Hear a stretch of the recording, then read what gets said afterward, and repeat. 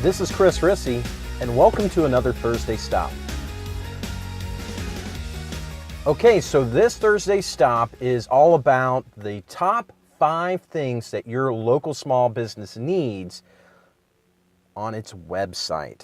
So that means the things, those critical, crucial things that your website needs to have in order for it to be an effective and efficient website for your local small business.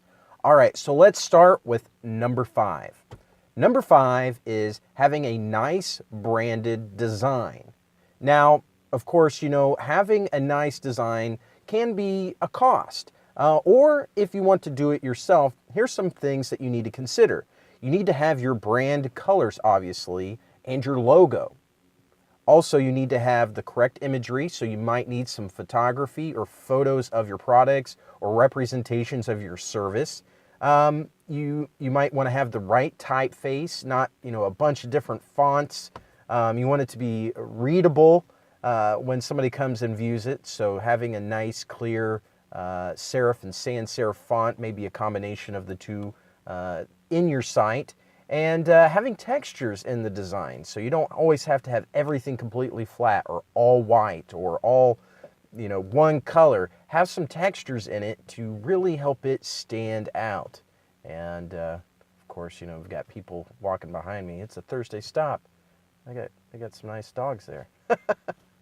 Anyways, you want to get a visual feel with your website. You want people to visually feel what your business is about just by a quick glance of the website and understanding of who you are and what you represent and what your business does.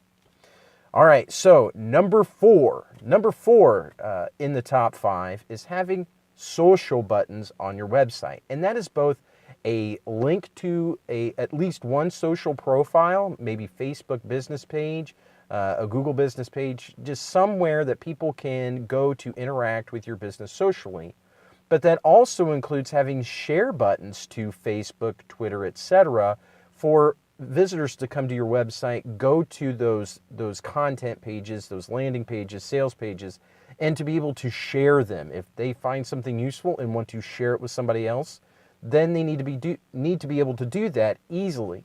That also includes email. If somebody wants to email the page to a friend, a colleague, make that easy for them to do. Number 3 is to have some sort of web form on your website.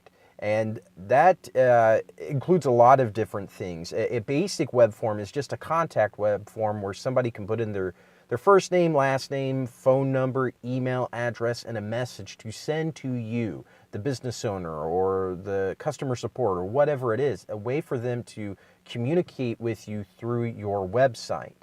Other forms might be a subscription form. So if you have an email campaign or a newsletter of some sort, you can allow them to subscribe to it through the website.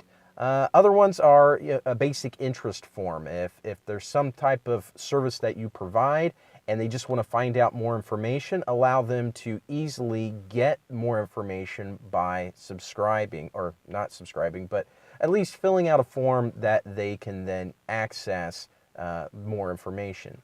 And then online applications. So maybe you hire people in, or your clients or customers need to fill out a form in order to become a customer or client or move to a next level to provide you with more information. You can have web forms that collect this information instead of having physical forms. All right, so number 2 now. Number 2 on your website is to have a phone number. So that allows, obviously, people to call you. That can be a 1-800 number. It can be your local phone number, and it might be a fax number. Some type of number that allows them to either call you directly or fax something to you if you need to have fax. That way, it's prominent on the website, meaning it's up high in the header as well as in the footer, where they'll end up at the bottom of the page, and it needs to be obvious. So usually it's large. Another thing to add with that is it needs to be click to call. Now, you don't have to worry about that for the fax machine, or else when somebody clicks it, they're going to get that fax sound in their ear.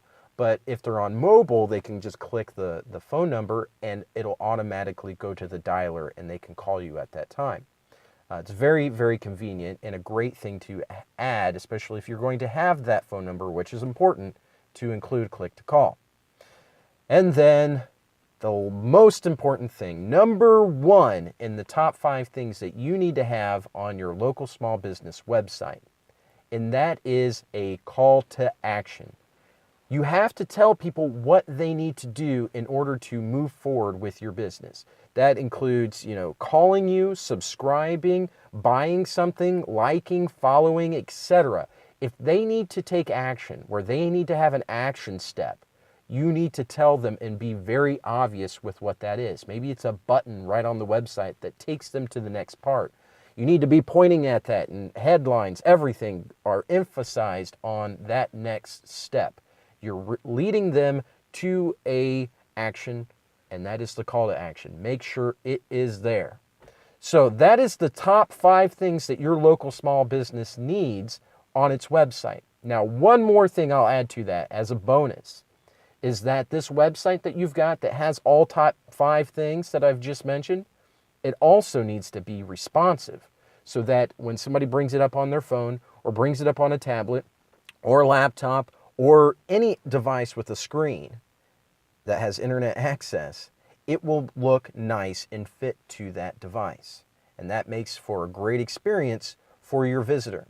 All right, that's it for the top 5 things plus the bonus for your local small business website. If you have any questions, head on over to chrisrissy.com and you can go to my contact form. All right, that's it.